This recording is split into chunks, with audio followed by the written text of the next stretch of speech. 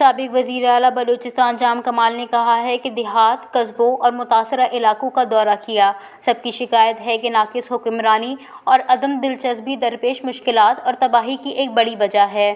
اگر بروقت کارروائی، پیشگی منصوبہ بندی اور پہلے سے اقدامات اٹھائے جاتے تو حالات کم از کم کچھ بہتر ہوتے۔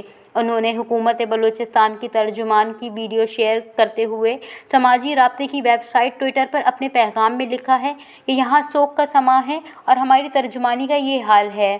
سابق وزیر اعلیٰ بلوچستان جام کمال نے بلوچستان سرکار کی اسپوکس پرسن پر تنقید کی اور ان کی سنجیدگی پر روشنی ڈالنی چاہیے کہ وہ کس حد تک بلوچستان کی عوام کے لیے پریشان نظر آ رہے ہیں۔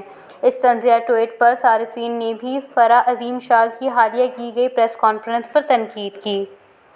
دونوں بہت اہم وہ کیوں نام کیا؟ عثمان چودھری۔ عثمان چودھری دونوں بہت اہم کیوں؟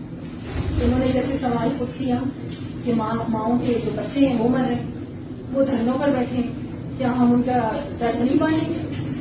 لیکن یہ دونوں بہت اہم اور جس طریقے سے سیلاب کے حوالے سے میں نے بات کرنی تھی وہ بھی میں نے یہاں پر کر دی۔ آپ سب کا بہت بہت شکریہ۔ پاکستان زندہ باد۔